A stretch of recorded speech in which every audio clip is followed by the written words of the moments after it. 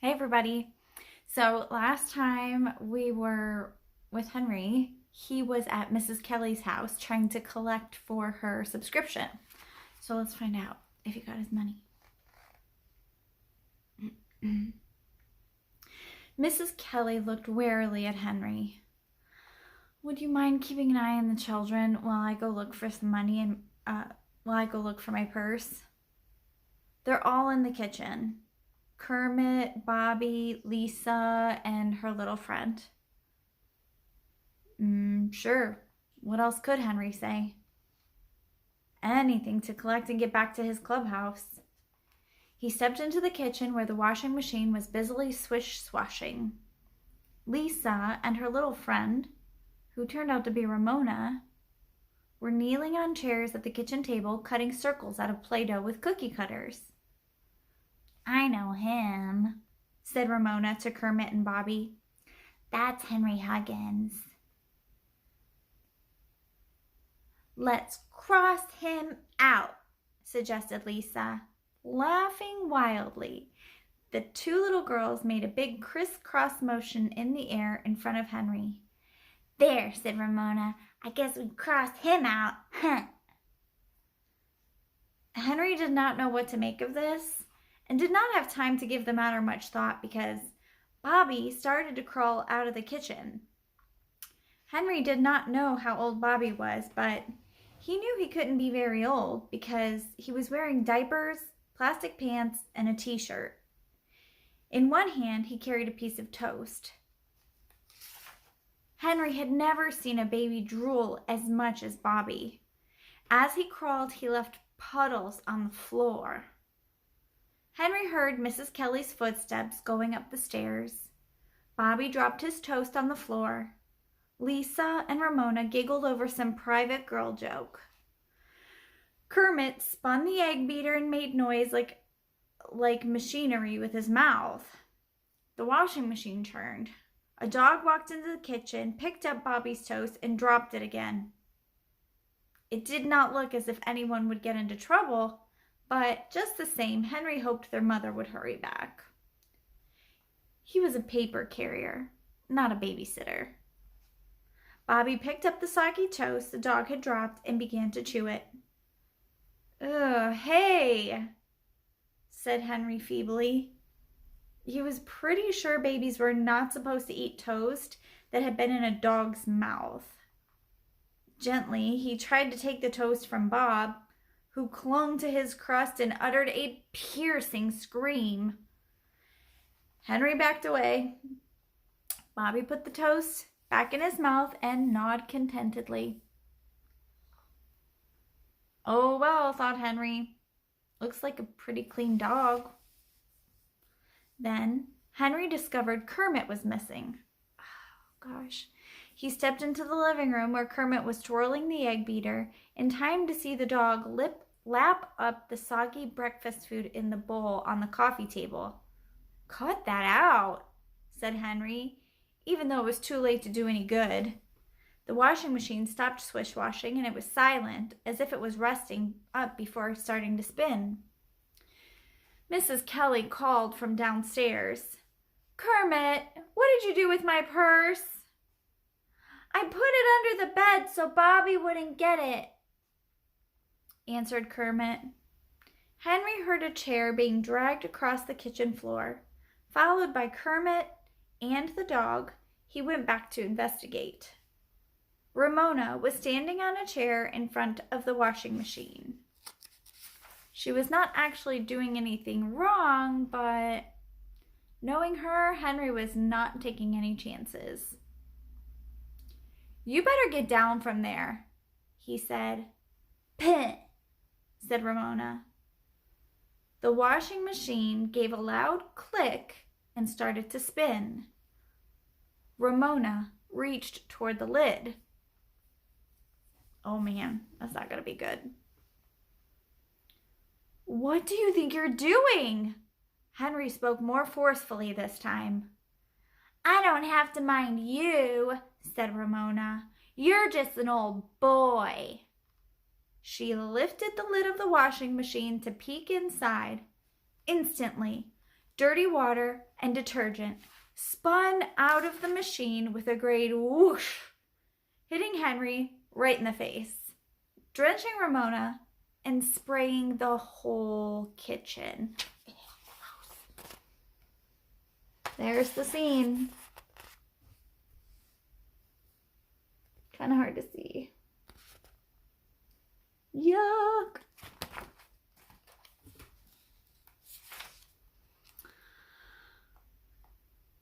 Cut that out, yelled Henry, snatching Ramona off the chair and slamming down the lid of the washing machine. But not until the jet of dirty water had circled the kitchen several more times. Ugh. All the children were howling with fright, and Ramona howled the loudest. The dog shook himself and began to bark. Henry mopped his face with his damp sleeve and looked down at the rivulets of dirty water trickling down the walls and cupboard doors onto the floor. It was a wet, sloppy mess, and there was no time to clean it up. "What'd you have to go and do that for?" he demanded of Ramona, as Mrs. Kelly's feet came thumping down the stairs. Ramona, who was dripping with dirty water, stopped howling and looked sulky. "I just wanted to see what it looked like inside when it was spinning," she said. Disgusted as he was, Henry felt a small flash, very small flash, of understanding for Ramona. He had always been curious to see a load of spinning clothes, too. "Oh, my goodness," exclaimed Mrs. Kelly from the doorway as she looked at the wet children and dripping walls. The children's howls subsided when they saw their mother. What on earth happened? "I'm awfully sorry," Henry apologized. "I tried to stop Ramona, but she lifted the lid of the washing machine before I could get to her." He glared at Ramona, who made a face right back at him. "Tattletale," said Ramona. Well, maybe he was a tattletale, but Henry didn't know what else he could have told Mrs. Kelly. She would have known the washing machine did not open itself. "I'll help wipe it up," he offered, feeling this was the least he could do. Mrs. Kelly looked around her dripping kitchen. Oh well," she said with a sigh. "I suppose I should wash down the walls sometime." "No, don't bother to help. You just take Ramona home so she can get cleaned up and into some dry clothes." "Okay." Henry tried to sound willing. "I'm sure sorry, Mrs. Kelly. I'll be glad to come back and help clean it up." Mrs. Kelly managed a smile. "No, thank you, Henry. You've done enough already." Henry was not sure how she meant that remark. "Come on, Ramona," he said, anxious to get her away. Outside, Ramona pushed wet hair back from her forehead so it wouldn't drip into her eyes and said, "I can go home by my own self." "That's all right with me," said Henry crossly. He knew that now that Ramona went to kindergarten, she was allowed to cross all but the busiest streets herself. Ramona went her way, and Henry went his. When he came to Klickitat Street, he found Mrs. Peabody out raking leaves from her lawn. Ranger, who was lying on the porch, looked suspiciously at Henry, but didn't move. "Why, Harry Higgins!" she exclaimed. "You're all wet." "Yeah, I know," said Henry sheepishly. He was trying to find a polite way to let Mrs. Peabody know that his name was not Harry Huggins. Then his thoughts began to leap. Mrs. Peabody, his paper route, the money for the journal. Oh, he had forgotten to get the money from Mrs. Kelly. Henry's thoughts were in a turmoil as he walked down the street. He could not go back and ask Mrs. Kelly for the money after what had happened. He would just skip the whole thing and pay for the Kelly's papers himself. Nobody would ever know the difference. No, he wouldn't either. He would never save enough money for a sleeping bag if he did that. Yes, he would too. He could never bring himself to ring that doorbell again. Yes, he could. No, he could not. Ah, that Ramona, she was the cause of all of this. A little old kindergartner. That settled the matter for Henry. He was not going to let a girl in kindergarten keep him from getting the money he had coming to him. Henry turned around and started back toward the Kelly house. "Well, Harry, did you forget something?" said Mrs. Peabody. "Yes, I did," answered Henry, managing to sound polite. He was so disgusted with Ramona that he felt like snapping at the whole world. First, she had told Mrs. Peabody only she could prevent forest fires. And now this. If she ever caused him any more trouble on his paper route, he would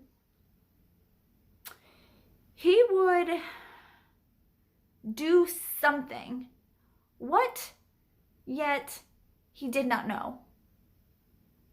So Henry marched straight up the steps and rang the Kellys' doorbell. Lisa looked out of the window, smeared with little fingerprints, and screamed, "Mommy, it's that boy again!" When the door opened, Henry was the first to speak. "Mrs. Kelly, I am so sorry to bother you again, but I didn't get the money for the paper when I was here before." He was still so disgusted with Ramona, he forgot to be embarrassed.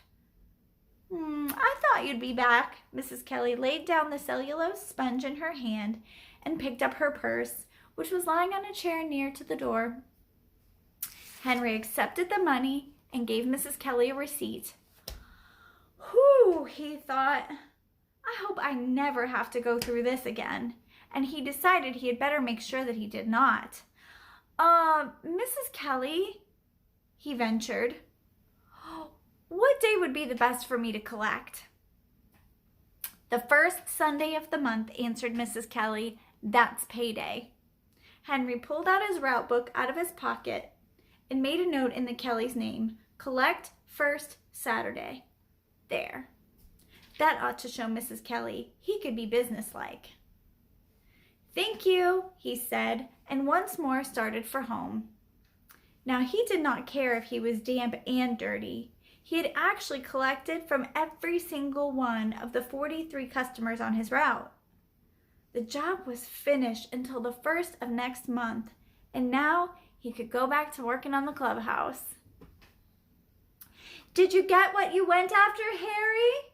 asked Mrs. Peabody, as Henry passed her house for the 3rd time that afternoon. "I sure did." Henry was now feeling so confident that he was certain someday he would be able to find a way to let Mrs. Peabody know his name was not Harry Higgins.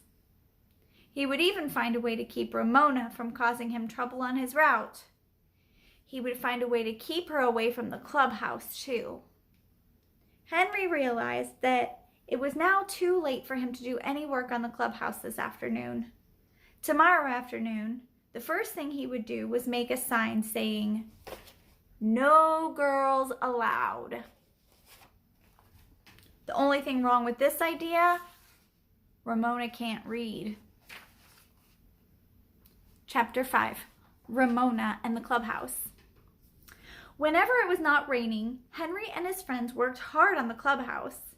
They measured and sawed and nailed according to Murph's plan. When Henry was delivering his papers, he noticed that one of his customers was having his roof covered with asphalt shingles, and he was able to persuade the workmen to give him enough leftover material to shingle the whole roof of his clubhouse. He bought 2 big hinges so they could have a door that would really open and close. Beezus and Ramona, and sometimes Lisa, came over almost every day to watch the progress of the building. They stayed in time for the Sheriff Bud program on television, which Ramona never missed. "I could help," offered Beezus. I bet I can drive nails. No girls allowed, said Murph curtly. I could make curtains for the windows, suggested Beezus. Who wants curtains? Asked Henry, who would have been willing to let Beezus help because, for a girl, she was pretty sensible. But when a boy is working with other boys, he sometimes feels he has to act the way they do. So Beezus sat on the Hugginses' back steps and watched, while Ramona amused herself. That Ramona. Poor Beezus. Ramona never had any trouble keeping herself entertained. She climbed to the top step and began to count. 10, 9, 8, 7, 6, 5, 4, 3, 2, 1. Blast off! Then she jumped to the ground. I know where I can get an old doormat, Beezus said hopefully. What's the use of having a clubhouse if you have to wipe your feet like in a regular house? Asked Robert. If it was not possible for Beezus to make a suggestion that would please the boys... Oh, sorry, I said that wrong. It was not possible for Beezus to make a suggestion that would please the boys. Get lost, said Murph rudely.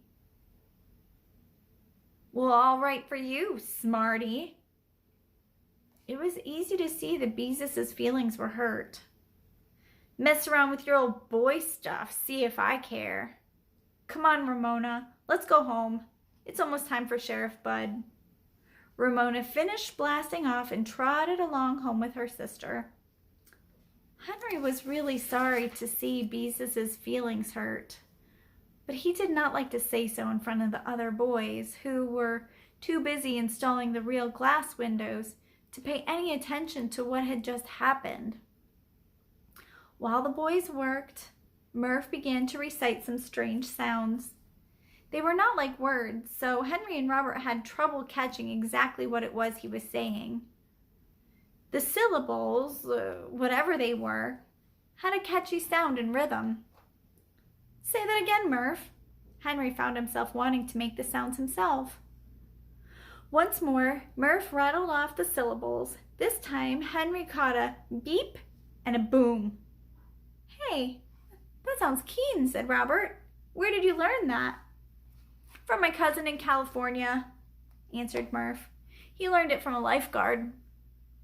Say it again and slow down. I want to learn it.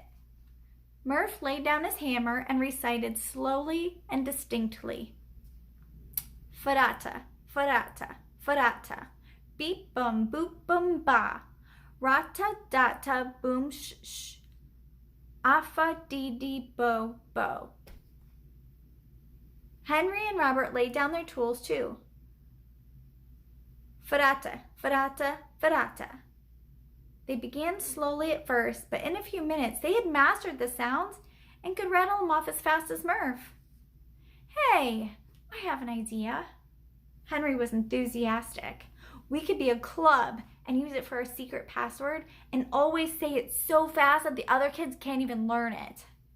Sure, agreed Robert. All the kids will want to learn it and we won't teach it to them. Especially the girls. Murph picked up a screwdriver and went to work to install the door hinges. Well, that's where we're going to stop for today. Sounds like they have some plans, huh? Secret password for their club in their clubhouse. Well, can't wait to see what happens next.